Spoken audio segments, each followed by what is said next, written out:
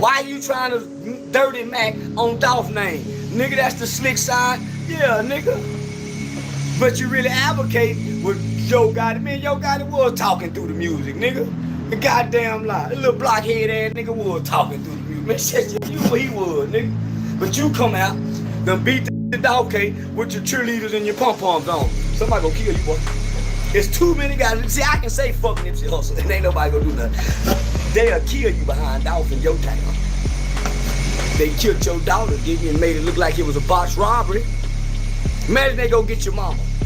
Cause they love Dolph that much. Hey, Charlie Baltimore. I just seen your little video. Talking about what you gonna do to my daughter's grave. Boy, stop. If you was gonna do something, you wouldn't came to the net with it. You gonna have a junkie do something. But you lying to me.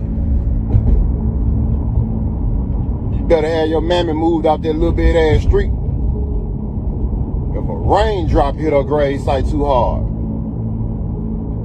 your mammy better be in England. I know that. And yeah, nigga, I'm on this video, whatever. But I remember telling you last night, Govan Hernandez, thank you for making me a part of Dolph's story, because you really killed Dolph. 11 juries believe you did it, only one. So now you done made me a part of your daughter's story. You trying to chase clout because you over here with Woody, Angel, and Barry, and you wanna, they told you let's go after Charleston to try to build your name. You've just been destroyed. You and I walk with the light. You chasing the light. When you get to the light, you don't know who's there because they can put your light out. You can't put mine out, brother. Yo, what it is, people, we is back. Another day on Keep It G News. And then we gotta address a goofball. Now y'all know on my channel, for the people that have been over here, y'all know I try to stay away from these goofballs, yo, but every now and then, yo, they do something so bad that is no way that it can go unaddressed. You understand? And in this video, y'all, we talking about Charleston White and Hernandez Govan. You know, because somewhere along the line, these guys done built some type of friendship or relationship. I don't know what they got, situationship. I don't know, they could be, you know, who knows what's going on between them guys. You understand? But in the clips you watched in the beginning, you saying that when Hernandez Govan beat this case, for some reason, it was friction. It was friction between him and Charleston White, and it got so bad where, at least on the outside, it looked like it got so bad that Charleston White even mentioned that he was going to do something to Hernandez Govan's daughter grave. Now, y'all, when this first happened, I told y'all this was a play. And I also told y'all that it's amazing what some people are willing to do to, you know, put their name in the forefront, just to be on the blogs, just to get a repost or a share. And it's even sadder that people will be willing to allow such heightened levels of disrespect. Charleston White disrespected Hernandez Govan's daughter. Now, if y'all don't know, Hernandez Govan's daughter was murdered in Texas. Looked like it was some type of robbery gone bad. Some people think it was related to Dolph. I don't know. That ain't my lane. However it happened. But my thing is, for Hernandez Govan, as a man, how do you allow somebody to play with you like that? It don't matter to me if it's online, offline. Yo, certain things, certain topics ain't meant to be played with.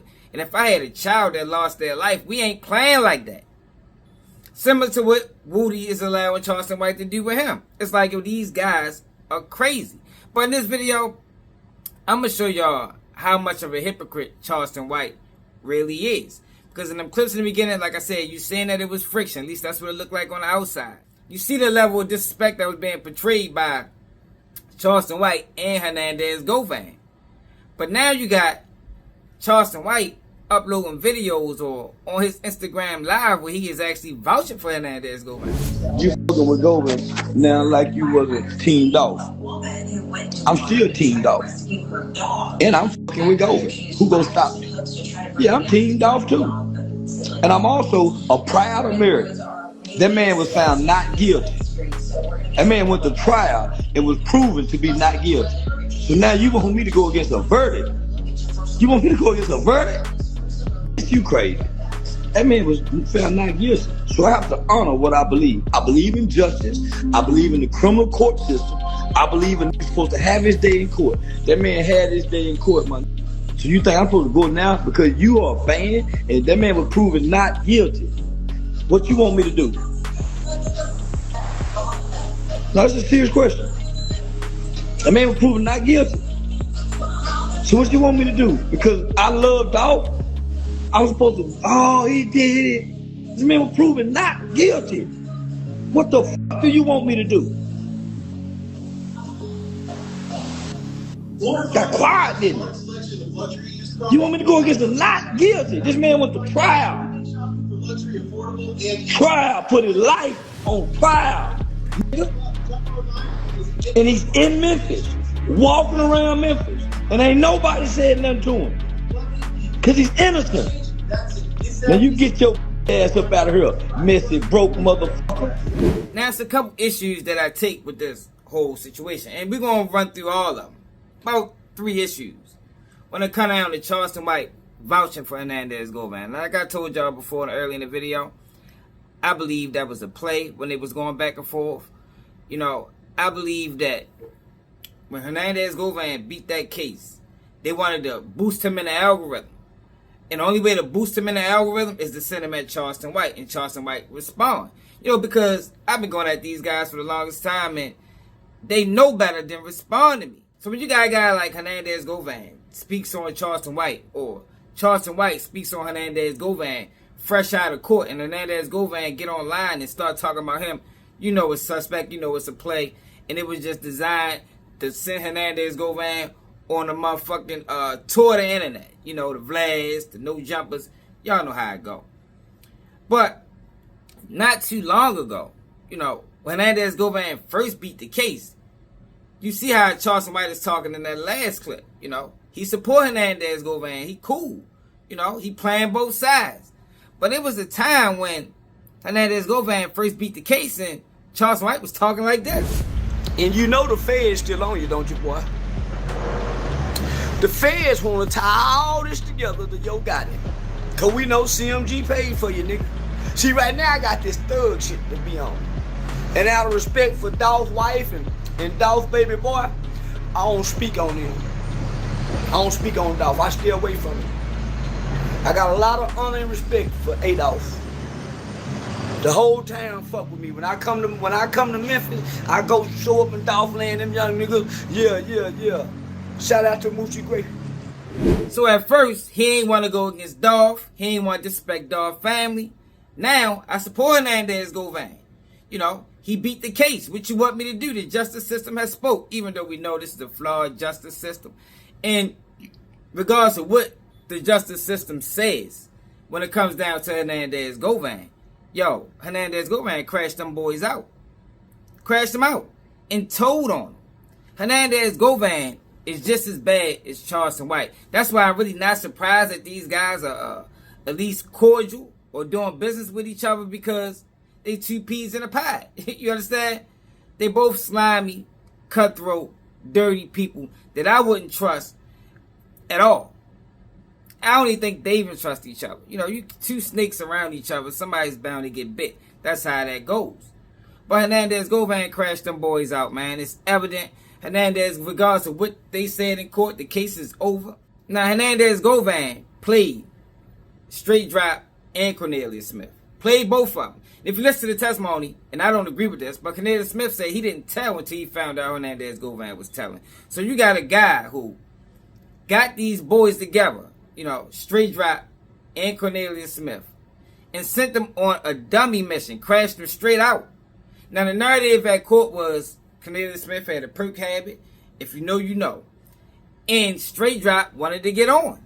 And this was almost like his entry to, you know, get closer to these guys. Now, I don't know if it's true. I'm saying it makes more sense than Hernandez Govan not knowing nothing about this situation, but at the same time told. So you got Hernandez Govan who employed these guys to crash them out. You talking about Young Dolph, King of Memphis. Got a lot of love in the city. These guys made a move on Young Dolph, and you see the results of it.